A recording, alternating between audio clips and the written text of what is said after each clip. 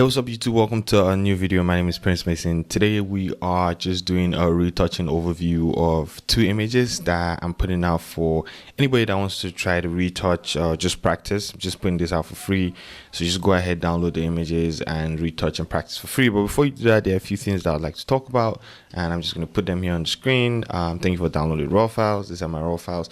I'd appreciate if the edited or the unedited images do not make it to social media. As we know, this is a professional model, and I don't think she will appreciate having different versions or different edited versions of pictures just put out there. So a lot of people are fine with it, but to be honest, I just feel like we should just keep this in the house. If you want to practice at home and see how good you're doing, then definitely try it out. My Instagram handle is at Prince Mason. You can send me a DM, and I'll try my best to respond to as many as possible, telling you what I think about like what you've done. But I'm not saying I respond to everybody. But yeah, so let's do an overview. So right now we're going to start with the straight out of camera for this particular image.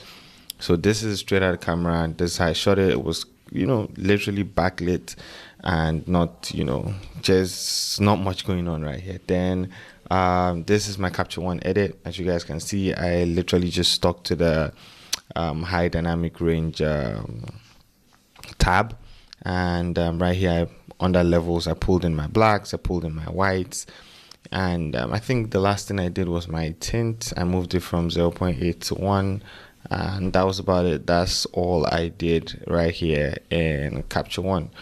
So for this image, let's go to Photoshop right now and see what we did in Photoshop. So now in Photoshop, I'm just going to start from the beginning. So this is the raw image, and the first thing I always do is remove the blemishes. Maybe next time I'll probably just fix the hair and some other things, so I get that out of the way before I start skin retouching. That's probably going to be a better way to go about retouching, to be honest. But once I get into Photoshop, I just jump straight into retouching. So the first thing I did was frequency separation. So I just ran my basic frequency separation action right here. If you guys want to download that, I have that for free. So I just ran my basic frequency separation, and I used my clone stamp tool to remove the blemishes, as you guys can see. Then the next thing I did was micro dodge and burn. Now, if you want my micro dodge and burn or my global dodge and burn or the complete dodge and burn actions, you should go check out my digital store. I have a few actions and a lot, so definitely go check that out. My actions, I have 14 amazing actions in my retouching essentials pack. Check that out, and you can just retouch like I do in most of my new retouching videos, where I use all those actions. Now the next thing that I did after micro dodge and burn, as you guys can see, what I'm going to do right now is just create an invert check layer so I can show you guys something. Now I thought this image was going to be pretty easy to retouch, but on the contrary, it wasn't. So as you guys can see, it almost seems like there isn't so much to do, but by the time I turn on my micro dodge and burn, you can see that I had to fix a lot of blemishes that were here. So if you look at her face, not blemishes, but I had to fix a lot of like the light variation on her face, because that's what we're doing with dodge and burn. So you guys can see there was a lot to do, but as you just can't see that face value at first, right? So I'm just going to turn off the invert check layer, and yeah, so that's what we did. And then I created a new stamp visible layer. Now the reason why I created a stamp visible layer was because I want to run my frequency separation action again. Now quick tip, if you want to run two frequency separation actions for the same image, make sure you change the name of the first one. So you guys can see I changed it to HFS and LFS, which is high frequency separation and low frequency separation, right? So make sure you change those names, and that way you can run under action without having any interference. Now for me personally, the reason why I didn't just merge this into one image is because I wanted to show you guys exactly how I went about this image. So now I ran my frequency separation again after dodge and burn. Now the reason why I like to do this is because it's just easier to smoothen out colors with frequency separation and dodge and burn. So I always come back to frequency separation, and I do this using my mixer brush tool. So definitely check out a lot of videos I have on how to use the mixer brush tool for retouching on my YouTube channel. And after that, I did global dodge and burn. So I'm going to zoom out so you guys can see. So I just did my global dodge and burn. There isn't much. I think I did a lot more of the dodge than the burn, and the reason was because I just wanted the shine to come out. Then I ran my eyes and teeth whitening action. I have this out for free too. Check out my digital store. You can go download this for free if you don't have it, or like I said, you can get the whole retouching essentials pack. And then I just added some highlights to our eyes. So if I zoom in right here, you can see using my curves adjustment down there. Can you see?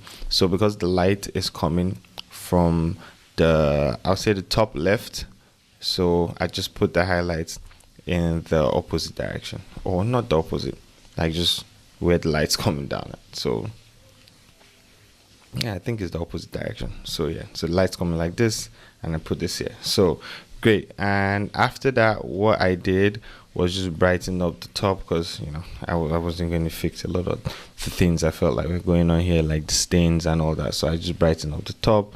And now I fixed her hair. I just use clone stamp because the background is white, so there isn't like a lot of information there. So I just use the clone stamp tool to fix her hair.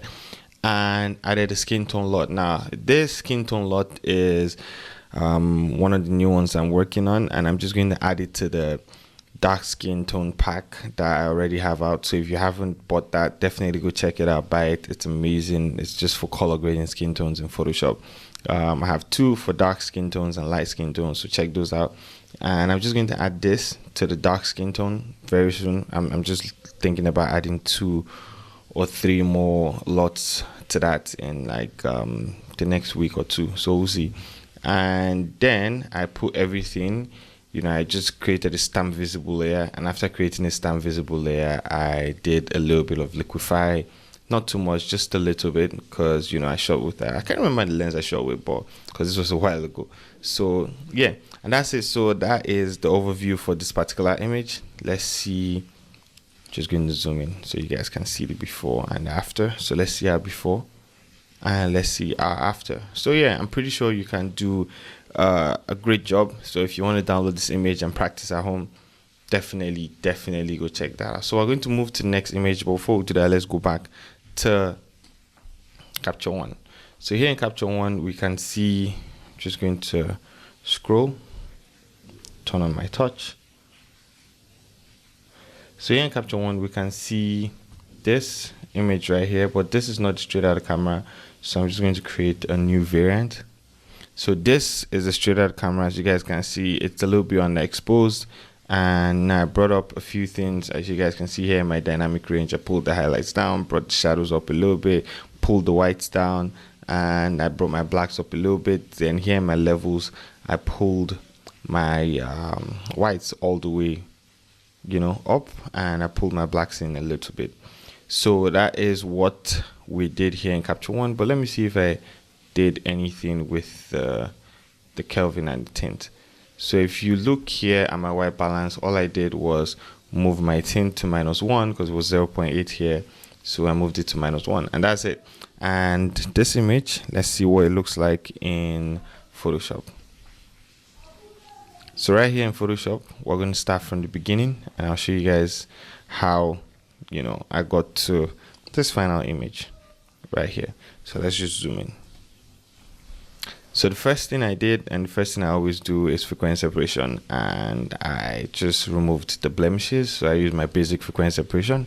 What I was talking about the first time, saying I would have adjusted a few things like her hair right here, and I've done it using a clone stamp tool or something else, and just blended this part with frequency separation. But I had to wait to the end, and it just becomes uncomfortable when you have to, wait to the end of your image to fix a few things like this. So this is something I'll definitely take care of from the beginning, right?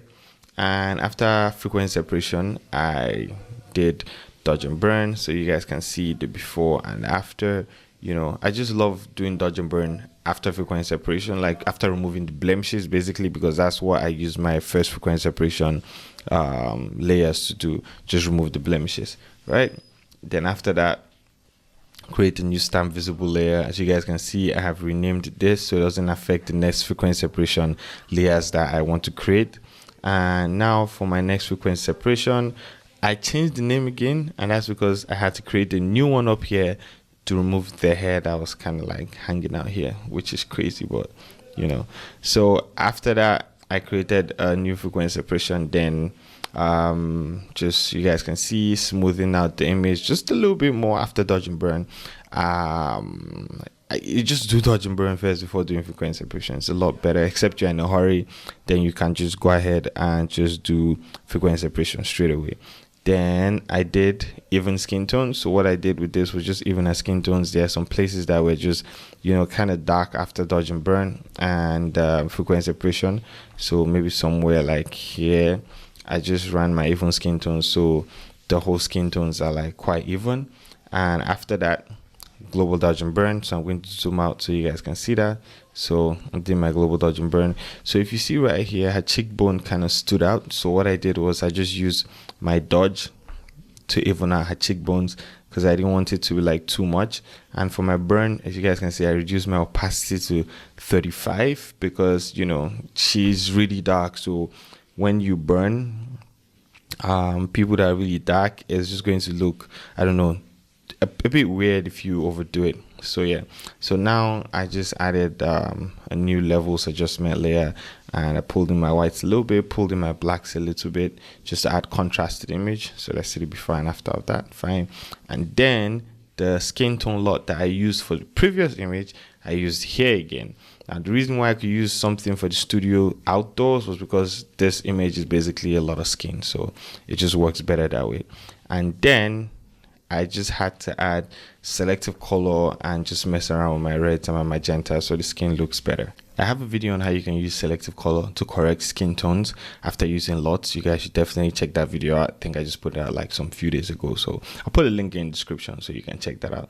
Then after that, I ran my eyes in T-whitening action and, you know, just fixed the eyes, made sure that they were just a little bit brighter and whiter. And then I had to remove the hair that is right here. So I just duplicated the image, and I just cut out a little part of it right here, dragged it in, and I used a layer mask to just reveal that part. And that's how I removed the hair that was there. And I had to create a new stamp visible layer and use frequency separation to kind of even that place out. And then I just added my rich tones action. That's my action pack. And the whole idea, I reduced the opacity to 18 so that the image looks a lot darker and you can see the melanin in her skin tone. And that's about it. That is how I got these images to be as nice as they look. So I'm just going to go back to Capture One and I'll put them side by side so you guys can see. So that's it. These are the images. So you guys can definitely go download these images and practice with them at home. Like I said, please do not post these images on social media. That's part of the reason why I don't put out images for people to retouch, because I just see them everywhere on social media, different retouching techniques, different styles. A lot of people are still learning, and you just don't want to put the models out, or the makeup artists, you just don't want their work out there and their work doesn't look, does not look great. So put that at the back of your mind, and please be considerate of all that. You can practice at home. You can send me DMs, you can send me emails with your practice files, and if I have enough time, I'll get back to you on what I think. So yeah, that's about it. Definitely download my retouching essentials pack and use it for this. Download my skin tone LUTs, use it to retouch. Let me know what you think about those packs and the retouching essentials pack, the skin tone LUTs. Let me know what you think about all that stuff. Anyways, thank you so much for being a part of my channel. Thank you for supporting me. Have an amazing day. I hope you guys are at home, and I hope you guys are staying safe. Thank you, and I'll see you guys in the next video. Peace.